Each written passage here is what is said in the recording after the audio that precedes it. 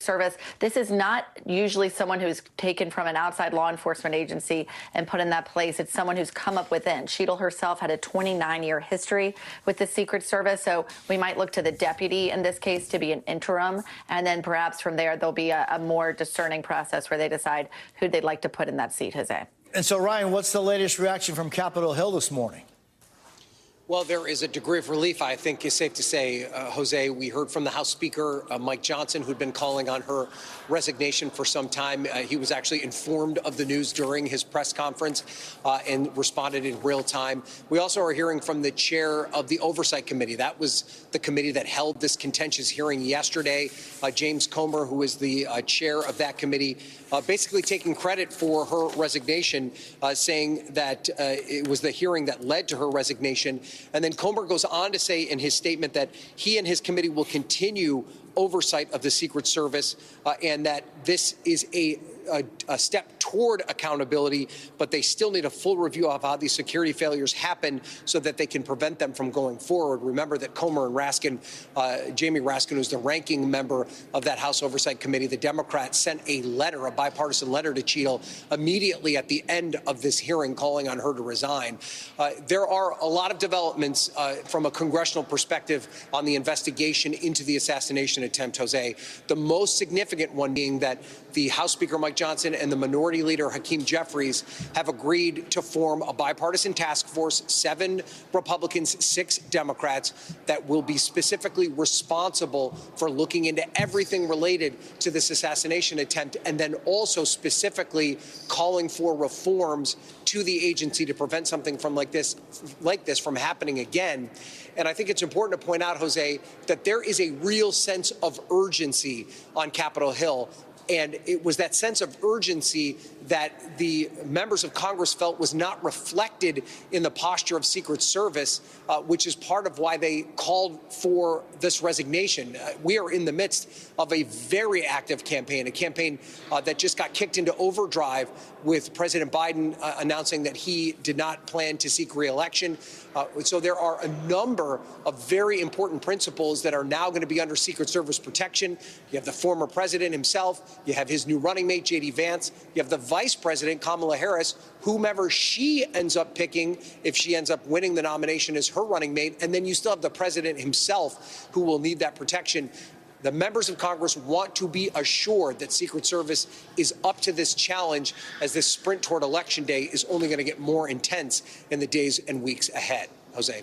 Bobby, what do you make of this decision to step down, clearly not fired, during, well, what was just an intense hearing yesterday? Hey, good morning, Jose. Ryan's reporting is spot on. The word urgency here, I think, is the highlighted word that we need to be dealing with.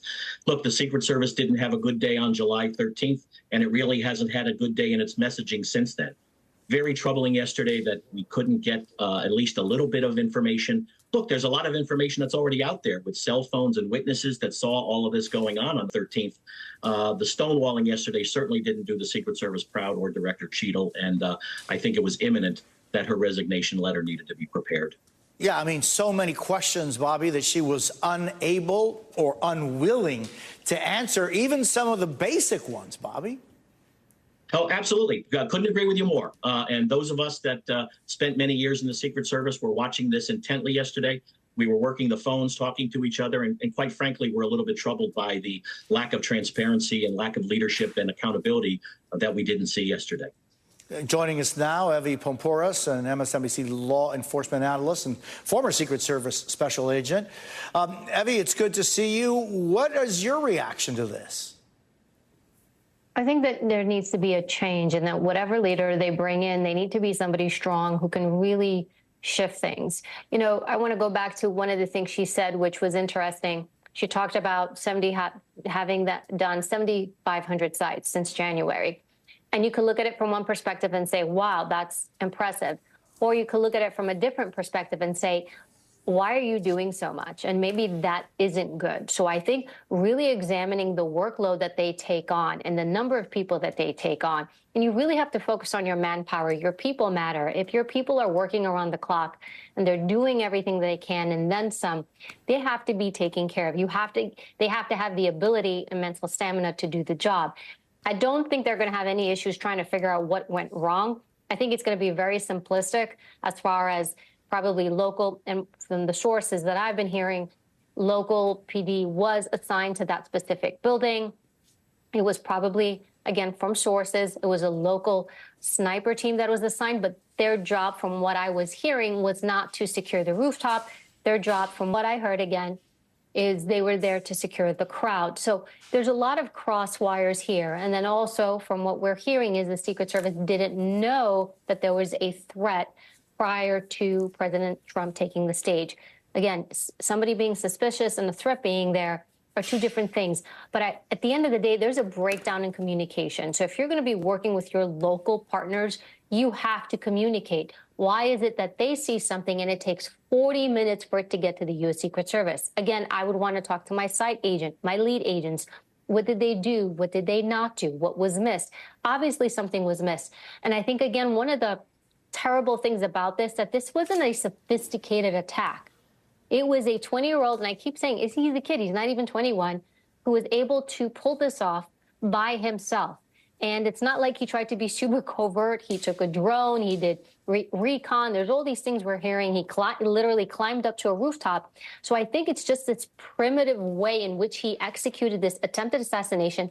And almost, if President Trump hadn't shifted his head just slightly, we would be having a very different conversation. So all these come to play.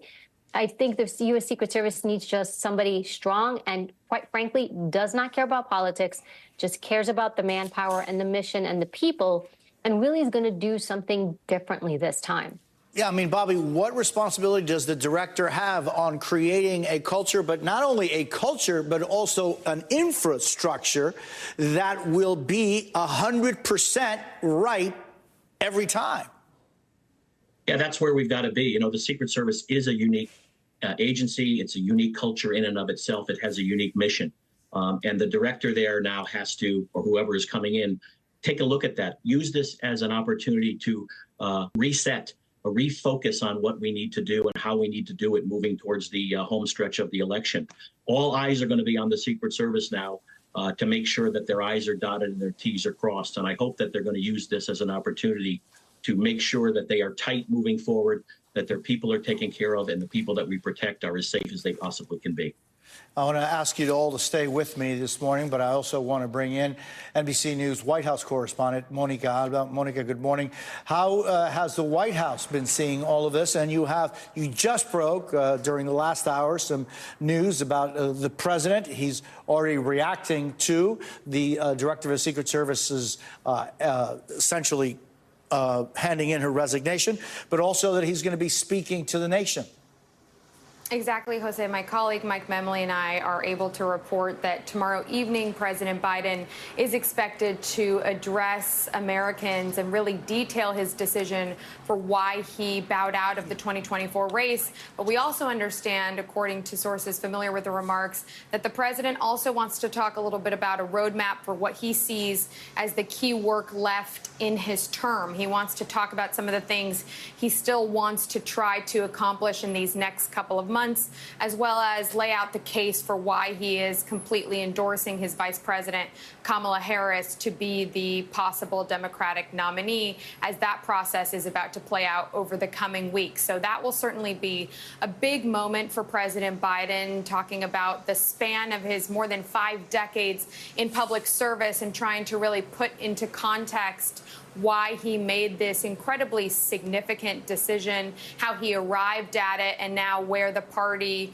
may go from here. But also, Jose, in terms of the conversation you've been having, to start your hour, President Biden did release a statement earlier, a few moments ago, acknowledging that Director Cheadle has offered her resignation, that she is stepping down. And this was somebody that, in the initial days after the assassination attempt on Donald Trump, the White House said that the president had confidence in his Secret Service director. But as we clearly learned a lot more information about the real massive security failure that led to this shooting, it was clear that the White House and the Biden administration absorbed more information that then led Director Cheadle to this moment. But we should point out there have been times when some officials offer their resignation to the president and the president can reject it or say that he doesn't want want to accept that. That's not the case here. Clearly, this is a resignation he has accepted, and he said in this statement that he will be appointing a new director soon. And he also reminded people that in the days following the assassination attempt,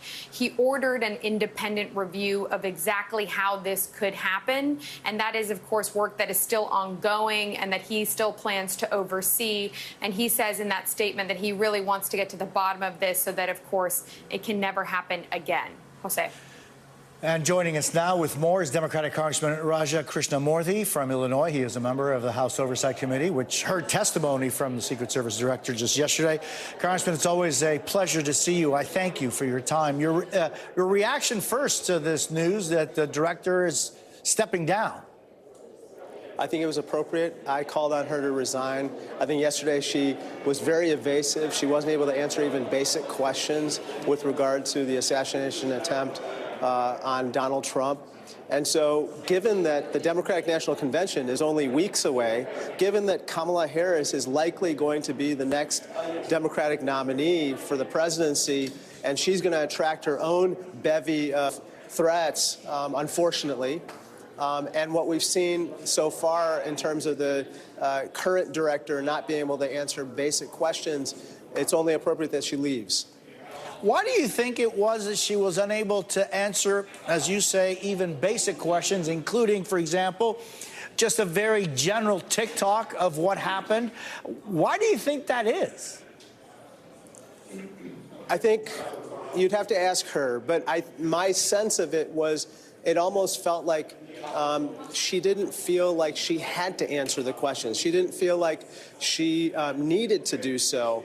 And I think that is exactly the wrong approach when it comes to congressional oversight. You want to be transparent. You got to be candid. And if you end up being defensive and it feels like you're obstructing the inquiry, then you're just going to frustrate lawmakers on all sides. You asked, among the questions that you asked the then director, you asked questions related to recorded footage clearly showing the gunman getting into position before the assassination attempt. What questions, Congressman, do you still have about what happened at that rally? I have a lot of questions.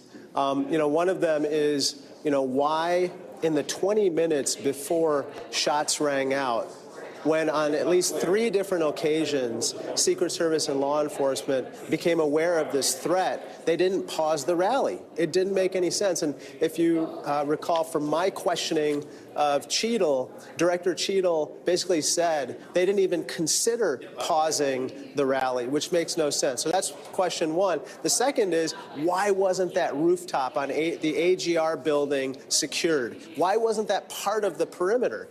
In the age of AR-15 style weapons, and we can talk about that and whether they should even be allowed. I have my own strong opinions on that. But the fact that they are allowed means that you have to design the perimeter in such a way that people outside the perimeter can't endanger the protectees within the perimeter, given the range of those weapons. And so that was just, to me, I don't know, Secret Service 101 with regard to securing the site. Congressman, do you think that as of right now, this Tuesday, the protectees of the Secret Service, the 28-plus people, and the new responsibilities that they're going to have going forward, do you think that these people should feel as though they're protected? So I think with regard to the individual details for those protectees that you had mentioned, the 28